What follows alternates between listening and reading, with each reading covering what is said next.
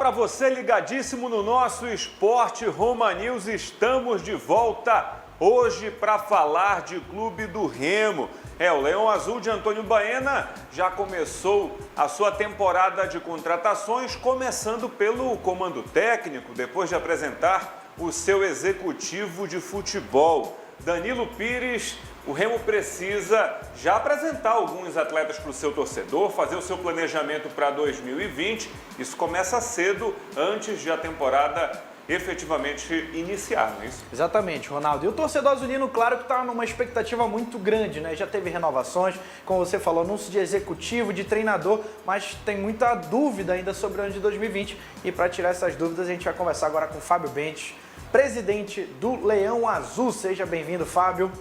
Prazer em receber aqui no nosso Roma News. Fábio, um ano aí à frente do Clube do Remo, já ocupou vários cargos, né, nos bastidores, vice-presidente, diretor de marketing. Como é que está sendo esse um ano? O negócio é mais pesado do que a gente pensa na teoria e na prática, como é que funciona? Bom, em primeiro lugar, prazer estar falando com vocês. Assim, muda um pouco só as funções, né? Como eu já tive em vários espaços lá dentro, no Clube do Remo, em outra diretoria, eu já tinha noção dos desafios, principalmente das dificuldades que ia enfrentar. A questão que agora, que gera um peso maior, é que no final das contas a responsabilidade financeira é do presidente. O presidente que tem que dar o jeito de arrumar dinheiro para manter as contas em dia, para honrar os compromissos. A palavra final, em alguns momentos, acaba sendo tua também, quando diz respeito à contratação, treinador, executivo. Claro que eu tenho uma prática de ouvir, eu tenho uma comissão de futebol, eu escuto as pessoas, mas na hora da divergência eu tenho a palavra final. Então, obviamente que fica uma carga maior. E um outro aspecto que foi novidade, que para os outros cargos que eu ocupei isso não acontecia, é a questão das abordagens, né? Em qualquer lugar que eu vá, em qualquer hora, há as abordagens. Graças a Deus, até agora, muito mais positivas do que negativas. Quando a gente ouve alguma coisa mais negativa, vamos melhorar aí as contratações, vamos subir ano que vem, vamos, mas isso aí eu também quero, eu acho que é correto, o torcedor tem o direito de cobrar, mas de resto, muitos elogios, muitos parabéns com relação à questão administrativa, financeira do clube, como, enfim, a gente tem divulgado bastante, a gente conseguiu manter o clube em dias. Nós vamos para um 2020 melhor do que 2019 do ponto de vista da estrutura do clube, né? Hoje o clube vai ter já uma estrutura melhor para ofertar para os jogadores, está todo em reforma a parte interna do Bainão, o vestiário está sendo reformado, as salas internas, estamos entregando o NASP, que é o Núcleo Azulino de Saúde e Performance, enfim. Então a gente já vai evoluir do ponto de vista estrutural e aí pretendemos entrar e manter também essa questão financeira, que foi uma tônica positiva para esse ano e que está nos ajudando aí nos processos de negociações com profissionais para vir para o Clube do Remo.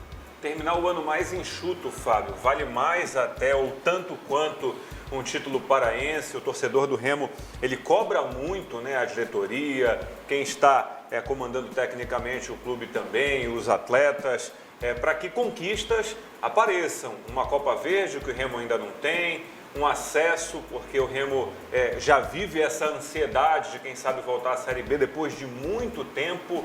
São planos grandes, os planos do Clube do Remo para a temporada que vem? Sim, sim. Os desafios são enormes, né? Eu entendo que o grande objetivo nosso, futebolisticamente falando, era o acesso à Série B e ele não veio. Chegamos perto, por um ponto. A gente não conseguiu essa classificação. Eu entendo que o Remo teve uma boa campanha. Das 18 rodadas, ele ficou em 15 na zona de classificação, ali no G4. Na última rodada, por um ponto, a gente não entrou. Os 4 passaram com 28, a gente com 27 não entrou. Eu avalio isso um azar. Se a gente for analisar friamente a campanha, teve 4 jogos que a gente deixou empatar no último minuto. Então, ali fez toda a diferença, né? 3 deles fora de casa, e isso aí fez toda a diferença. Eu entendo que há uma expectativa do torcedor e nossa da diretoria em ano que vem conseguir esse sucesso, mas eu não posso deixar de destacar as conquistas desse ano. Além do Campeonato Paraense, como você falou, somos bicampeões, vamos em busca do tricampeonato, que é uma marca importante, interessante para mais um tricampeonato na história do clube, se Deus quiser, mas eu acho que é importante também a gente destacar a volta para casa, né? O retorno do Rei ao Bainão aí, com a força da torcida, com a ajuda de todo mundo, mas nós investimos ali quase R$1 milhão, que foi a arrecadação daquele jogo especial de reabertura do estádio. Isso aí foi uma decisão importante tomada ali no momento, disse, não, nós vamos reabrir, e conseguimos reabrir, está aí o Bainão à disposição, inclusive no momento que o Mangueirão está na iminência de entrar em reforma, deve entrar no ano que vem, a gente não sabe o mês certinho, mas deve entrar em reforma, e claro, a questão dos compromissos financeiros, né? O Remo, ele paga, em média, por ano, esse ano está fechando com mais de 4 milhões de pago à Justiça do Trabalho. Só que todo ano, tu paga 4 e entra novas dívidas, entra 3,5. Então, vira uma bola de neve. Aí tu baixa um pouco e tu cresce um pouco. Esse ano ainda entrou 1,5 milhão a mais, 1 milhão e pouco a mais na dívida, porque foram dívidas antigas. Mas para o ano que vem não vai entrar quase nada, que é uma coisa importante. Nós temos uma condenação desse ano, que é o jogador Thiago, que é o lateral, que é 25 mil, que a gente inclusive está recorrendo, e ele já foi condenado a pagar as sucumbências da advocatícia, então ele vai ter que pagar os direitos do advogado, então um pelo outro ele não vai receber nada. Então a gente vai conseguir resolver essa situação. E tem um outro processo que vai virar, que é a questão do Gustavo Ramos, que a gente ainda não sabe como vai virar, mas pelo que ele está pedindo ali, se for condenado, vai ficar condenado em torno de 30, 40 mil reais no máximo também. Então seriam 2 processos muito baixos perante do que a gente paga. Se a gente conseguir manter esse ritmo, até o final de 2021, no máximo, o Clube do Remo zera a dívida trabalhista e entre 2022 sem nenhum outro compromisso. Se a gente conseguir casar isso com acesso para a Série B, a gente até antecipa isso, porque aí consegue acelerar mais o pagamento. No início de 2021, ali até maio, junho de 2021, a gente consegue zerar tudo e aí tem muito mais tranquilidade para investir, porque a gente vê o orçamento do Remo anualmente, Danilo, a gente vê assim, o Remo arrecada 14 milhões anos, mas quase 5 milhões disso, ou seja, praticamente 1/3 vai para pagamento de dívidas de justiça, fora o que vai para referente à time mania, que é bloqueado para tributos federais, que também é um bom valor, 1 milhão e pouco todo ano que vai. Então a gente acaba tendo mais de 1/3 do orçamento comprometido. Imagina se eu tivesse esse valor por mês, daria uma capacidade de investimento de 400 mil reais mês para a gente usar para o futebol. E hoje não tem. Então a gente tem os orçamentos comprometidos. Se a gente conseguir conciliar as duas coisas, um acesso para a Série B e o fim dessa dívida, aí ninguém segura o Remo. Aí a gente vai ter uma capacidade de investimento alta, compatível com a força da nossa torcida e com a nossa história. E a gente vai conseguir alçar voos maiores com certeza. Tu começaste a tua gestão com uma série de bloqueios de patrocínio por conta das gestões anteriores. Como é que está a projeção financeira do Remo para 2020? Já tem uma noção do orçamento do clube e esses bloqueios continuam? Vocês conseguiram pagar e se livrar de alguns deles? A gente conseguiu tirar o bloqueio da Justiça do Trabalho dos jogos, que era uma coisa histórica do clube. A gente está com uma parcela fixa apenas mensal, além do bloqueio do Funtelpa e do Bampará. A Funtelpa é o último ano do Remo bloqueado. Para 2021 já não teria mais bloqueio. Esse seria o último ano, 2020, que são cerca de 700 a 800 mil reais ano, que é pelo direito de transmissão. O Bampará continua bloqueado, está oferecido à Justiça, vai permanecer, ainda não dá para bloquear, porque ele está encontrando outras dívidas antigas também. Esses 40 mil mês também vai ser para pagar as coisas, e a única coisa que a gente não conseguiu ainda desbloquear foi a cota da Copa do Brasil. A primeira cota continua bloqueada, porque tem também alguns compromissos antigos ainda comprometidos, mas de compromissos novos nada está gerando necessidade nova de bloqueio. Está tudo encaixado naquilo que já existia. Então nós conseguimos reduzir e os novos patrocínios todos estão entrando normalmente no clube, né? Os patrocínios que vão na camisa, os patrocínios que a gente está fechando. Teve um site de aposta que recentemente a gente fechou uma parceria boa, interessante, também está vindo para o clube esse valor. Então a gente está conseguindo gerar novos negócios, novos patrocínios para isso, e a renda do jogo está mais livre. Nós tivemos esse ano ainda uns bloqueios, uma novidade, foi o bloqueio da Justiça Civil, que era uma coisa que já vinha acumulando há muitos anos, e uma conta de 2007, 2008 pipocou agora e a gente teve que começar a acertar, né? Então teve um bloqueio aí durante o ano da Justiça Civil, mas também a gente já está tentando buscar saídas jurídicas para que a gente consiga retirar isso num futuro próximo, quem sabe através de uma negociação. Mas é como eu digo, eram dívidas que existiam, nesse caso era de uma factory na época, e agora que houve a condenação. Ela é um pouco mais lenta que a Justiça Trabalhista, a Justiça Civil, então a gente entende que por isso a demora, né? O motivo da demora em conseguir essa resolução. Fábio, a gente tem alguns tópicos aqui para conversar contigo. Vamos colocar aqui a primeira reportagem no nosso telão. Remo e Paysandu devem enfrentar times do Norte, Nordeste e Centro-Oeste na terceirona de 2020. Isso representa alguma coisa aí no planejamento? A gente sabe que é um deslocamento, uma logística menor, né? Mas na visão de vocês, isso é bom, isso é ruim? Olha, tem alguns fatores, né? Quando a gente foi para o Grupo do Sul, a gente achou interessante porque a gente ia enfrentar equipes com menos tradição futebolística e, portanto, pegamos, na totalidade, eu diria, estádios vazios. Então, não havia pressão de torcida. Então, isso faz uma diferença, né? Então, alguns gramados interessantes, outros nem tanto, mas principalmente o fato de não ter grande torcida. Acho que o jogo que a gente foi com mais gente era o Remo e Juventude, foi cerca de 3 mil pessoas ali, entre ingressos pagos e cortesias, 3 mil pessoas pessoas tinha no total no estádio. Foi o maior jogo que a gente foi fora de casa, né? O Volta Redonda também teve 2.000 e poucas pessoas, mas não mais do que isso. Depois nós tivemos a desvantagem, né? Que foi as logísticas. Tivemos logísticas bem complicadas. Em alguns lugares, por exemplo, jogar contra Ipiranga e Erechim é bem complicado, porque tu vai para Porto Alegre, pega mais 6 horas de estrada até lá, jogar em Tombos também, tu vai para o Rio de Janeiro, é o caminho mais perto, não por Minas, mas tu vai para o Rio e pega mais 6 horas de estrada. Então teve algumas coisas bem complexas. A volta de Erechim estava sem voo por Porto Alegre, estava tendo um evento grande, a gente ia ficar lá 3 dias para esperar o primeiro dia disponível de voo. Aí a gente topou vir para Curitiba, que era 8 horas de estrada, de Erechim para Curitiba, para poder pegar o avião, então também cansativo, pegamos o avião a partir de Curitiba. Para o Nordeste a gente tem essa vantagem, as logísticas são mais diretas, no máximo uma escala em Brasília, né? Alguns voos direto, Fortaleza direto, Imperatriz eu não chequei a logística, mas eu, salvo engano, tem um voo por São Luís, Imperatriz, e tem outro por Brasília, Imperatriz. Né, e precisa ver como é que vai ser esse encaixe, mas existem alguns lugares que a gente vai conseguir bons voos. Goiânia também, no caso do Vila Nova, né, que está aí na iminência de ser rebaixado. Acho que já foram, né? Sim. Já definiram os 4 rebaixados. Então, o Vila Nova também não é uma logística complicada. Brasília, Goiânia, comparado com as logísticas de agora, melhores, né? Então a gente vai ter menos transtorno de desgaste físico. Em compensação, vamos pegar equipes com já alguma tradição. O próprio Santa Cruz, o próprio Vila Nova, que já vem há muitos anos na Série B, agora voltou a cair, acho que subiu, se não me engano, em 2015, até na época era o Márcio Fernandes, o treinador, e vem se mantendo na Série B, chegou a bater na trave algumas vezes para ir para a Série A, não conseguiu, né? O Atlético tem subido, o Goiás tem subido, eles têm batido na trave aí há alguns anos, mas é um clube estruturado, tem centro de treinamento, tem onde jogar lá em Goiânia, então a gente vê que é uma estrutura boa, né? Entre outras equipes que estão se fortalecendo, se preparando. O próprio Botafogo da Paraíba, que fez uma boa campanha esse ano, caiu na reta final. Sempre enjoado. É sempre enjoado. Então a gente entende que o Imperatriz se estruturou, foi para o mata-mata aí, né? Teve um bom desempenho, perdeu no último jogo para o Juventude, na verdade. O Manaus está subindo de produção, a gente não sabe como é que ele vem para o ano que vem. A gente sabe que o senador lá é um entusiasta do time lá, então a gente sabe que investe, inclusive, recurso lá. Vamos ver como é que vem o Manaus por aí. Enfim, vamos aguardar.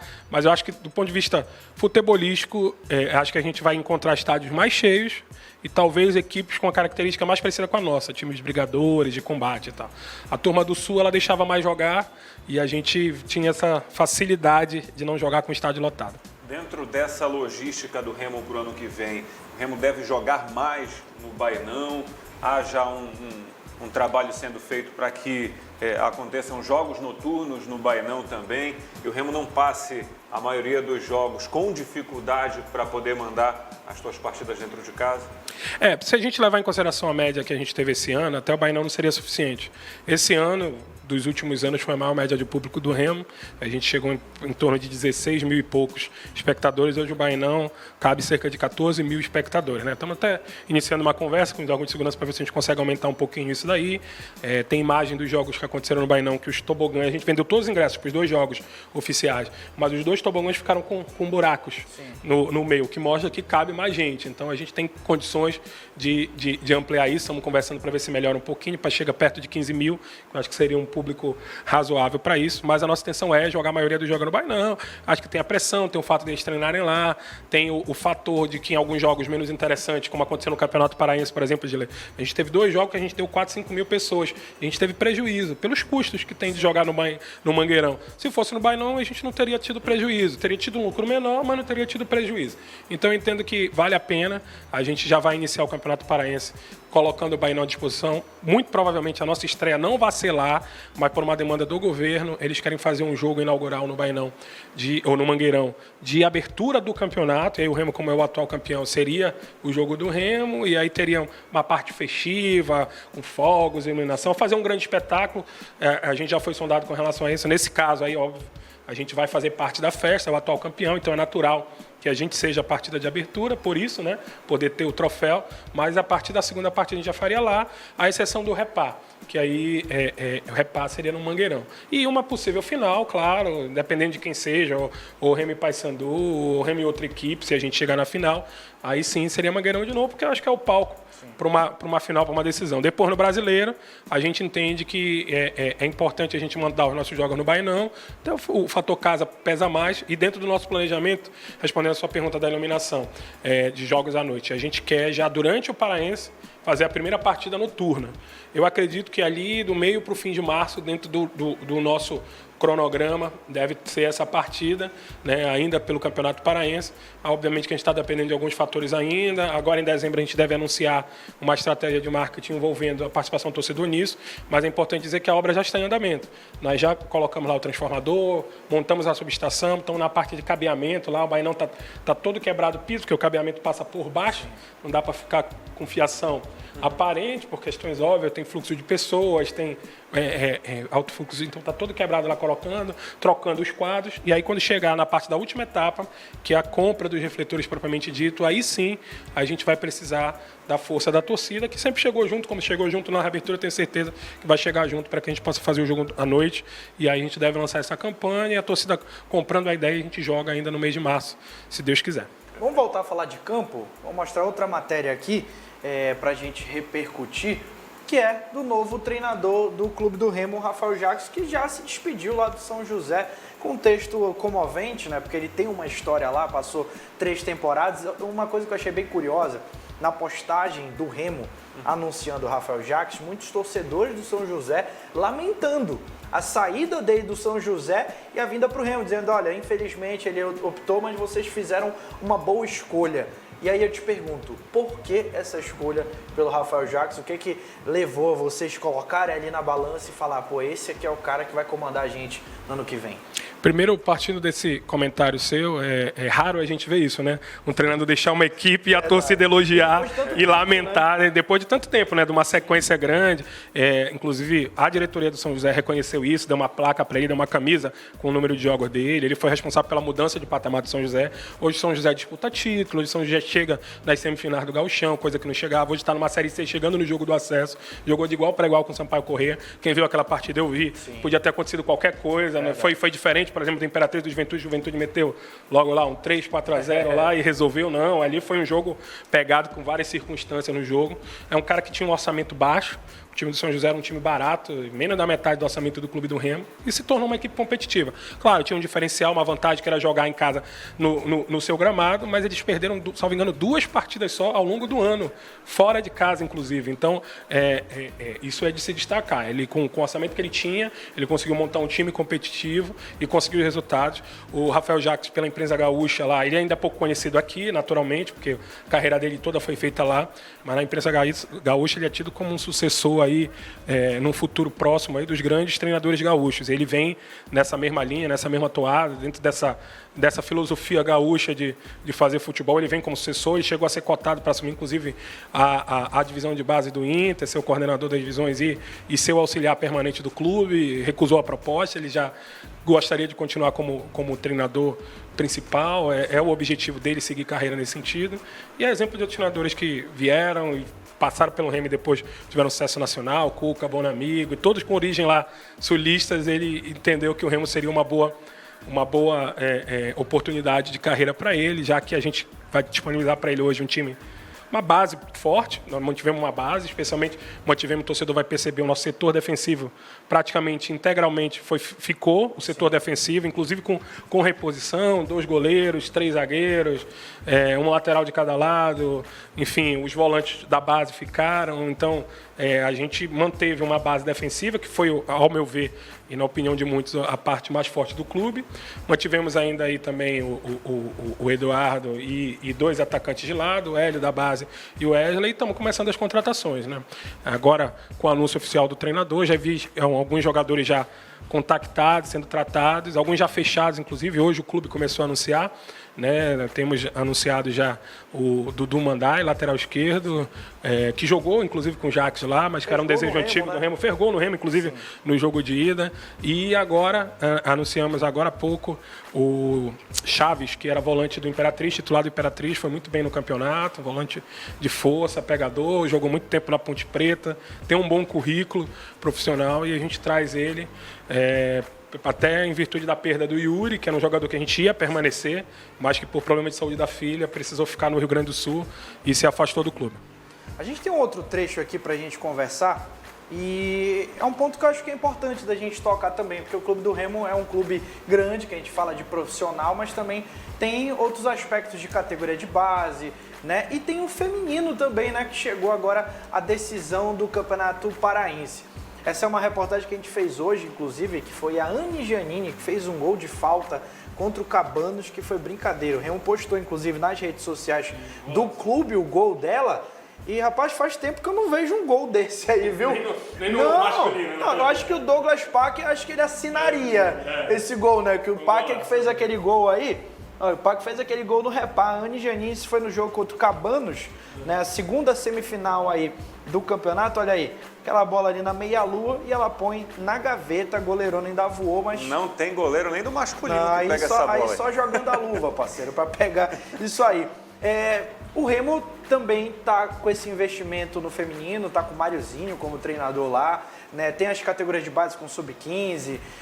Eu queria que tu falasse um pouquinho sobre esse planejamento, porque isso também é Remo, né? E categoria de base também é fundamental. Como é que está esse planejamento para 2020, essa fortificação da base? Danilo, primeiro dizer que com muita alegria, né? A gente vê o Remo chegar na sua primeira final do feminino, né? O Remo tem, eu acho que o esporte feminino aí desde 2016, foi o primeiro ano, até por força do Profut, o Remo teve que montar categoria feminina, não eram os planos do Remo em 2016, e teve anos difíceis, 16, 17 e 18. E esse ano a gente acreditou, apostou no projeto, reforçamos a equipe, fizemos uma peneira grande, que foram reveladas, boa parte desse time veio oriundo dessa peneira feminina que foi feita no Remo, é bom que se diga. Então a gente descobriu valores do futebol feminino e reforçamos com algumas jogadoras estratégicas, inclusive com passagem pela própria SMAC, pelo Pinheirense, por outras equipes. A Anne que fez o gol, tem essa passagem, inclusive. E aí fomos buscar algumas contratações pontuais e demos aí as condições de trabalho dentro das nossas possibilidades. Claro que ainda não é o ideal, não está ainda da forma ideal, a gente entende que precisa melhorar, mas hoje elas têm o mínimo, tem transporte, alimentação, tem uma estrutura de trabalho, tem um treinador de qualidade. A vinda do Máriozinho é a prova disso. Máriozinho que já teve destaque, já foi treinador até de futebol profissional, tem um histórico grande, tem uma qualificação, tem licença B da CBF, inclusive, pode treinar equipes aí ao longo do Brasil, né? Hoje existe essa orientação da CBF que já não pode mais na Série B quem não tiver pelo menos licença B ou A, e aí é necessário ter essa qualificação. E o Máriozinho, esse ano, começou a ser aproveitado aí no futebol feminino, mas muito em breve a gente vai começar a utilizar eles em outras situações também, estamos conversando com ele, estamos definindo internamente, é um grande profissional. E o Sub-15 também nosso, que está bem no campeonato, bem na competição, teve uma paralisada no campeonato por causa de um problema que teve na partida, até o Remo estava ganhando de 4 do União Paraense, aí teve uma briga lá no jogo, enfim, o juiz teve que terminar o jogo antes da hora e o União Paraense entrou com recurso, enfim, alegando alguma irregularidade por parte do juiz. Vamos aguardar para ver como encaminha, mas nós classificamos para a semifinal, e aí estávamos esperando o adversário e agora foi paralisado o campeonato. No Sub-20 não fomos tão bem, acho que apesar da maioria do nosso grupo ali ser de jogadores já que estão no profissionais, aí Hélio, Pingo, o próprio Varley, o Wallace, o Varley está chegando agora, mas tem um potencial enorme também, o zagueiro, o Fábio, o Anderson também, enfim, tínhamos bastante jogadores, mas eu acho que a gente teve um problema no conjunto, a gente não conseguiu ter capacidade de fazer eles produzirem, não encaixou, tiveram vários empates na primeira fase, pegaram um jogo difícil com o Bragantino, que é uma equipe que está em ascensão, é um clube que está em ascensão no futebol paraense, tanto já no profissional, como na base também já tem se colocado. E acho que eles jogaram uma decisão. O Remo não jogou uma decisão e perdeu de 3-0 lá em Bragança, infelizmente. Obviamente, algumas mudanças vão acontecer. Em breve a gente vai estar reunindo para definir isso e estar anunciando, mas devemos fazer algumas mudanças também na base, porque eu entendo que o Clube do Remo historicamente sempre teve um bom desempenho na base.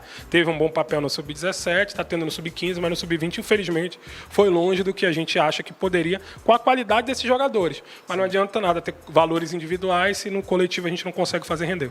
Teve um momento aqui do nosso bate-papo, Fábio, que tu falaste que o Remo teve uma média de quase 16 mil torcedores. E a gente tem uma outra matéria para colocar no nosso telão aqui agora, que é essa questão, olha, operações do programa Sócio Torcedor do Remo estão suspensas por um tempo indeterminado. O Remo que completou 10 anos, né, esse ano do seu sócio torcedor. Mas aí eu te pergunto, por que o Remo consegue colocar 16 mil torcedores em média, mas esse sócio torcedor ainda não conseguiu engrenar da mesma maneira como a presença do torcedor no estádio? E o que está sendo reservado aí para esse ano de 2020 nesse programa? Primeiro dizer que isso foi por manutenção do sistema, tá? Sim, isso claro. aí não foi estratégia nossa, havia uma troca de servidor lá por parte do Mobility, que é o nosso parceiro do sistema disso, já está normalizado, com 24 horas voltou a funcionar, mas como não havia um tempo certo, a gente soltou a nota dizendo que era tempo indeterminado, para não marcar uma data. Sim, claro. E não gerar. Eu concordo contigo, eu acho que a gente ainda não conseguiu mostrar para o torcedor a importância pro clube, para ele, dele permanecer dentro do programa, de ter uma fidelização. O maior número que o Remo chegou foi em 2015, eu estava inclusive no marketing do clube, a gente chegou ali perto de 8 mil, 7 mil e poucos sócios. Esse ano nós chegamos a bater 4 mil em determinado momento do ano, mas está muito aquém do potencial da nossa torcida. Seria melhor para todo mundo, porque facilita o nosso planejamento financeiro, o torcedor sai ganhando, inclusive financeiramente, porque se ele somar o valor dos ingressos, o torcedor que vai para todos os jogos, obviamente é muito mais vantajoso ele ser sócio-torcedor, né, do que ele ficar comprando ingresso. Primeiro pela comodidade, que não precisa enfrentar filas nem para entrar, sempre entrar de sócio-torcedor é melhor, não tem grandes filas. Às vezes, no Mangueirão, vocês que trabalham já devem ter visto também imagens das filas dando volta de quem está com ingresso e sócio-torcedor facilitada, mas eu acho que ainda não entendeu que essa estratégia pro clube é importante. Nós, inclusive, ganhamos mais com sócio-torcedor por conta das taxações que sofrem o valor do ingresso. O valor do ingresso a gente perde de cerca de 40% do valor do ingresso no final, somando todas as despesas, né, que são decorrentes do valor do ingresso. E o sócio-torcedor em torno de 20% com os custos da manutenção do programa. Então, para a gente é mais interessante o dinheiro vindo pelo sócio-torcedor do que vindo pelo ingresso, para o clube, né? E para a gente se organizar também, porque, enfim, como há sazonalidade da bilheteria, nós tivemos a maior média da Série C, nós ganhamos de todos os clubes da Série B também, em média de público. E fomos top 15 do Brasil. Top 15 do Brasil, exatamente. Chegou a 14ª colocação. Chegou a 14ª, agora está em 15º. Mas do Brasil. O segundo colocado na Série C, por exemplo, nosso mesmo campeonato, foi o rival, salvo engano, com 7 mil e pouco de média, né? Então, menos da metade do que a gente conseguiu. Então, claro, se isso fosse convertido pelo menos na metade em sócio-torcedor, o nosso planejamento teria sido o mais interessante, que a gente partiria de um princípio ali, de um valor fixo já no sócio, e poderia ter tido outras estratégias para complementar essa receita. Mas eu espero que para 2020 também, a gente fazendo a nossa meia-culpa, a gente está encontrando caminhos de dar mais vantagens, de entregar mais vantagem para o sócio-torcedor, inclusive aquela rede de desconto está sendo reformulada, para que o torcedor tenha outras vantagens que não só a entrada no campo. Vamos também criar alguns planos voltados para a família do torcedor. Vai ser uma novidade para que, se você, sua esposa, seus filhos quiserem estar no programa, que você tenha mais vantagens por isso, inclusive do ponto de vista financeiro. Agora, no final do mês de novembro, a gente vai estar divulgando isso para já valer a partir de dezembro, né, essas novas adesões. Planos especiais para quem pagar anuidade, com descontos expressivos, para que ele possa já antecipar isso. E criar um novo plano que quem quer poder parar de pagar no meio do ano, possa parar de pagar sem acumular dívida, que é o que acontece hoje. Como o plano é anual, se você parar de pagar em julho, você acumula dívida até o final do ano, porque você assinou um plano anual. Agora a gente vai dar a opção do plano mensal, vai ser um pouco mais caro, mas no momento que você parar de pagar, você não acumula dívida. A divulgação desse projeto, tu entende também, Fábio, que precisa de alguns detalhes a serem revistos. Eu te perguntaria isso até pelo que a gente viu agora durante essa semana, a cidade num movimento por um clube que não é daqui, pelo Flamengo, supermercados enfeitados com as cores do Flamengo, e a gente percebe que o primeiro manto, mesmo para quem tem essa ideia do time misto, precisa ser o do Remo, o do Paysandu, para que a gente não veja esse fenômeno de evasão da torcida para abraçar um time que não é daqui, né? Cara, assim, eu só torço para um time. Se eu sou o clube do Remo, em qualquer lugar que eu brinco, no Rio eu sou Remo, em São Paulo eu sou Remo, onde eu for eu vou ser Remo sempre. Sempre o Remo em primeiro lugar. Mas respeito também quem tem essa cultura, é uma cultura da região. Sim. Meu pai tinha um segundo time, um terceiro time. Imagino que os pais de muitos que estão nos assistindo também têm. Então a gente tem que praticar também o respeito mútuo. Mas eu concordo contigo. Eu acho que mesmo que você tenha essa opção por uma questão cultural, familiar, histórica, enfim, mas que você priorize o time da terra, né? Porque é muito mais nosso, né? A gente valorizar aquilo que é nosso. Não significa que tu precisa abandonar o teu segundo time, mas que o Remo seja realmente seu primeiro time. E sim, concordo, eu fiquei surpreso, eu nunca vi os comércios locais fazerem o que fizeram. Tinha até bolo do Flamengo em supermercado, tudo decorado, enfeitado, com bandeira. Na rua tu passava bandeira estendida e tal. Eu vejo torcedores fazendo isso, mas os comércios, eles parecem que não abraçam, eles não entendem, né? Que é importante para cá, o local, incentivar o ano todo. Mas, enfim, acho que falta um pouco também de melhor sensibilização, e aí a culpa também é nossa, de mostrar para o torcedor as vantagens para ele, a vantagem para o clube. A gente sempre procura bater nessa questão do planejamento, mas a vantagem para o torcedor acho que precisa ser melhor trabalhado e sensibilizado, para que ele possa entrar no programa e permanecer, né? Hoje, só para citar o exemplo, você falou do Flamengo, hoje o Flamengo consegue ser o maior sócio torcedor do Brasil. Ele passou o Inter, que durante muitos anos foi o maior, Atlético Paranaense, que era o segundo. Hoje o Flamengo está batendo já quase 200 mil sócios torcedores aí, nem cabe, né? No Maracanã, mas lá a estratégia deles é a preferência de compra do ingresso. Só um plano muito caro que dá ingresso direto, de graça, entendeu? Mas a maioria desses planos aí, 80% desses planos, é preferência de compra, né? Para te ter preferência antes de abrir para todo mundo. E hoje não tem nem aberto. Hoje termina nos sócios torcedores, todo jogo, só quem compra ingresso lá é sócio torcedor. Fábio, outro ponto aqui que é importante da gente falar também, puxar, que gerou muita reportagem aqui no nosso portal, inclusive. A questão do caso Rony. Estava falando que o Rafael Jacques vai ter, né? Um lateral direito, um lateral esquerdo, poderiam ser dois laterais direitos. Essa audiência ainda vai acontecer em dezembro, para essa definição. O pessoal do lado do Rony está tentando se desvincular. E eu te pergunto, tu acreditas que ainda tem um acordo? O Rony ainda pode vestir a camisa do Remo? Não tem mais clima? O que tu esperas dessa situação toda? Olha, hoje eu tive a notícia de mais um pedido deles de mandado de segurança rejeitado. É o terceiro, né, na insistência que eles estão tendo lá. É a terceira vez que é negado, enfim, até porque se tem a audiência final, que está marcada para o dia 10 de dezembro. Assim, Danilo, a nossa intenção é entrar em acordo. Eu acho que o jogador tem um potencial enorme, está no clube do Remo desde os 13 anos de idade. Quando a gente assumiu o clube, em nenhum momento ele veio falar de valores anteriores. Eu confesso que fiquei surpreso quando ele questionou isso agora. Desde novembro, ali, quando a gente assumiu, a gente incluiu ele em todas as folhas, ele veio recebendo, e viajou para a Copa São Paulo, jogou a Copa São Paulo, voltou da Copa São Paulo, se reapresentou no clube. Inclusive tinha ficado 2 meses sem aparecer no clube, e aí a gente mandou uma notificação, ligou para os pais dele, pediu que ele reapresentasse, ele reapresentou, voltou a treinar. A justificativa era que ele estava com dificuldade de locomoção, porque a família dele mora em Barcarena. Nós oferecemos moradia, oferecemos alimentação diária, suplementação, viemos pagando religiosamente os salários, e aí ele teve essas primeiras oportunidades no profissional, com a chegada do treinador, do Eudes Pedro, obrigado, e nesse período do Eudes, ele teve as oportunidades que ele não vinha tendo anteriormente, né? E aí ele foi muito bem, e aí começou a aparecer, destacar. Nós, inclusive, estávamos iniciando uma conversa para prorrogação de contrato, para melhoria de valores com ele, com o atleta, quando a gente é surpreendido com o jogador não aparecendo, não se representando depois do Remo e Paysandu. Nesse momento, aí, a gente entrou em contato com a mãe do atleta, já que o atleta não tinha telefone, ou o clube não tinha o telefone do atleta. E a mãe do atleta disse que ele estava fazendo exames na cidade. Mas, exame a gente faz aqui em Belém. O Remo tem uma boa retaguarda de hospitais, de laboratórios parceiros e tal. E, para resumir a história, ficou enrolando a gente até quinta-feira, quando a gente soube quinta-feira que já não queria mais se representar, que entrar na justiça alegando valores indevidos.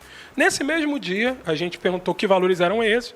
Aí ele falou, são X meses de 2018. A gente disse, não, então vem receber, a gente paga, vamos regularizar. Se tem esses valores, vamos acertar as contas, não tem problema. A gente estava com alguma reserva lá, queria acertar as contas com ele, não apareceu, aí o jurídico orientou a gente fazer a consignação. E fizemos a consignação antes do Remo ser notificado. Então, para efeito da justiça, o Remo quitou os valores antes de ser notificado que ele estava pedindo a liberação por esses valores. Como o fato gerador é há mais de um ano atrás, então o que vai ser discutido na justiça é isso. É a urgência desse pedido, visto que, primeiro, a gente já acertou, e segundo, que foi um ano depois do problema, que ele alega. Né? Por que essa dificuldade de informação interna? É bom esclarecer que muito torcedor talvez não esteja entendendo. Como é que a gente não sabia que estava em aberto? O futebol de 2018 do Remo era autônomo. Ele era apartado do clube.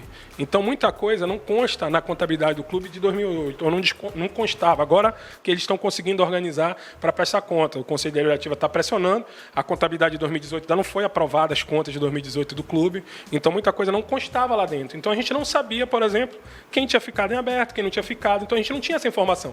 Os que chegavam e cobravam, a gente ia, checava, ligava para as pessoas, fazia contato e via, olha, realmente tem isso aqui em aberto e conseguia resolver. Ele, como nunca reclamou, a gente considerava que estava ok, sim, porque essa documentação estava sendo organizada para ser prestado conta no clube, entendeu? Então, por essa questão interna, como foi um ano, você lembra bem que o futebol foi autônomo, ele foi separado do clube, era tinha um grupo que administrava, era um outro caixa, era uma outra situação, então tem essa dificuldade de informação interna. Por isso que a gente não sabia. E eu vou lhe ser mais sincero ainda, eu não sei se realmente não foi pago, porque seria o único atleta que teria ficado tanto tempo em aberto, porque os demais atletas que a gente já, inclusive, acertou conta, Pingo, Kevin, que já foi até negociado, está jogando em Portugal, tinha 3, 4 meses em aberto e a gente foi e acertou as contas com eles. Então, me surpreende o fato dele alegar que tinha 10 meses em aberto. Eu acredito que não seja isso. Fábio, para a gente encerrar aqui, a gente tem a nossa última matéria para repercutir, que é exatamente a renovação, né, de um dos jogadores que tu citaste. O zagueiro titular renova com o Leão para a temporada 2020, é o Fredson. Além do Fredson, já tem outros jogadores, como o próprio Thiago, que está citado na reportagem, Ronael, Jansen, Djalma, Wesley. Tem uma base interessante, né? E agora, falando desse ano de 2019, ao todo, os números às vezes divergem de acordo com a interpretação. Foram 42, 43 contratações. Como é que tu analisas essa situação do que aconteceu em 2019? Tu acreditas que isso faz parte de um erro? Como é que tu pretendes que isso em 2020 vá acontecer? Eu até te agradeço a oportunidade de falar sobre isso, porque às vezes o número assusta, né? 42 contratações, nós tínhamos 3 atletas. Se a gente não trouxesse de cara 27, a gente não tinha elenco para começar o campeonato. Então nós tivemos a obrigação de começar o ano contratando 27 pessoas. Num momento de novembro para dezembro, quando a gente assumiu. Era inviável segurar mais jogadores da temporada passada? Já tinha sido feito a rescisão, muitos já estavam com a equipe e tinha 1 ou 2 que interessavam para a gente, mas estavam pedindo valores muito acima do mercado do que a gente achava que era justo pagar. Então, mas já havia sido feito o distrato deles em agosto. Nós assumimos final de novembro. A maioria já estava compromissada. Tinha 1 ou outro que havia disponibilidade, que a gente tentou contato, né, mas que não foi fechado o acordo por conta de divergência de valores. Eles estavam pedindo uma coisa assim... É porque no Remo o pessoal sempre enche os olhos e quer pedir mais. Acha que aqui é o Eldorado, quer ganhar mais do que pode ser pago. Não vou dizer nem que merece, mas do que pode ser pago. Sim. Entendeu? E aí a gente já começa com 27. Então, efetivamente, se a gente for analisar, vamos trabalhar com 42, é o nosso número do clube, mas enfim, a gente contratou mais 15 ao longo do ano. Então, 15 ao longo de uma temporada, veja bem, eu precisava ter um elenco inicial. Não é um número alto. Vou lhe dar um exemplo. O Juventude, que tinha já uma base de 2018 para 2019, contratou 55. 55, o Náutico 61. Sampaio também 52 ou 53 atletas. Times que subiram. Nós não subimos e trouxemos 42.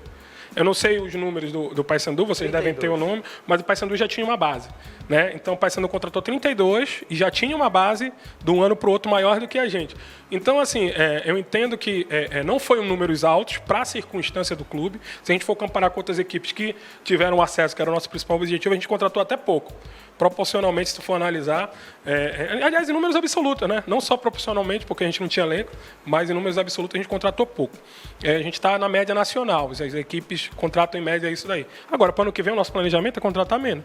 Nós já estamos partindo com 17, que já estavam, né? Já temos 2 contratações, devemos fechar aí em torno de 12 contratações nessa fase inicial. Então, nós vamos trazer primeiro 12 inicialmente. E aí, se a gente trouxer os mesmos 15... que a gente trouxe ao longo do ano para substituir, a gente termina o ano com 27. Então, aí já seria bem menos do que o ano passado, e isso se justifica pela base que a gente está conseguindo manter, coisa que a gente não teve no ano anterior. Então, agora, só rapidamente para citar, a gente já trouxe um volante, né? Trouxe um lateral esquerdo, aí deve trazer mais um lateral direito, estamos na expectativa do Rony, mas em não fechando a gente deve trazer, não dá para esperar, deve trazer, se fechar ótimo, é mais uma opção, mais um zagueiro, mais um volante, 3 do setor defensivo, e aí todos para frente, 2 meias, 2 atacantes de lados e 2 centroavantes. Então, aí a gente vai trazer em torno de ainda 10 jogadores nessas posições que eu citei para você. Eu entendo que com isso, com esses 2 que a gente já anunciou, a gente faz uma boa base para iniciar o Campeonato Paraense, e ao longo da competição a gente pode estar contratando. Às vezes tem uma contusão, como aconteceu com o Mimica, a gente teve que trazer o Marcão no decorrer do campeonato. Às vezes tem um problema de uma transferência, como foi o Wallace, a gente teve que trazer o Douglas Packer.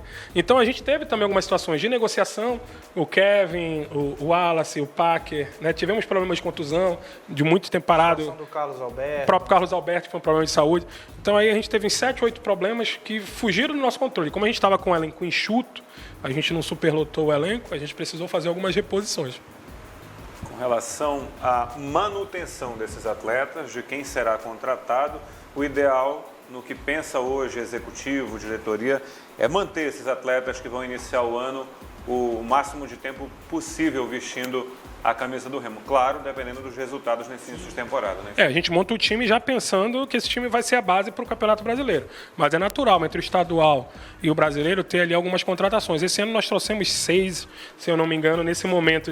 Foi quando veio o Garré, quando veio o Carlos Alberto, quando veio alguns atletas que se somaram e encaixaram bem no time. Eu entendo que, nesse primeiro momento, é mais difícil de contratar, Gilê, porque existe lá um Eldorado em São Paulo, no Rio, em Minas Gerais. Não é atrativo. E o Campeonato Paulista tem uma cota de 8 milhões de reais para os times pequenos. Então, eles conseguem pagar 30, 40 mil para um atleta. Fora que ali ele gera uma visibilidade que ele pode embicar uma Série A ou Série B no futuro, se ele for bem. Então, depois, diminui aí o funil e aí acaba tendo poucas equipes. A gente consegue fazer algumas contratações estratégicas e pontuais para o brasileiro e trazer alguns nomes interessantes para complementar, dentro daquela nossa deficiência. Mas nós estamos montando um time já visando o brasileiro, pelo menos para ter uma base para o brasileiro, e aí no momento da virada a gente deve fazer algumas contratações, como fez no outro ano ali, em torno de 5, 6 atletas, que eu acho que é a chave. Isso é o que está no nosso planejamento. Claro que ele pode ser ajustado no decorrer do ano, porque o futebol não é ciência exata, a gente não tem como prever o que vai acontecer, e aí a gente tem que estar preparado para as intempéries. Por isso que a gente começa com um orçamento enxuto, para que se lá na frente a gente precisar fazer alguma atitude de trazer mais alguns atletas, como a gente fez, por exemplo, trazendo jogadores um pouco mais caros, Neto, Eduardo, na reta final, a gente possa fazer, porque a gente conseguiu acumular alguma coisa financeira para fazer esses investimentos na reta final. Certo, Fábio. Obrigado pela tua presença aqui no Esporte Roma News. Papo rendeu, sucesso, né? Rendeu. E haja assunto, né? Sucesso em mais um ano à frente do Clube do Remo e que, enfim, esse teu trabalho aí, né, de planejamento antecipado surta resultados lá na frente. Muito obrigado. Saudações azulinas a todos. Beleza? Obrigado, Danilo. Muito obrigado a todos. A gente volta, então, logo mais na próxima semana com mais novidades aqui no nosso Esporte Roma News. Até lá. Tchau.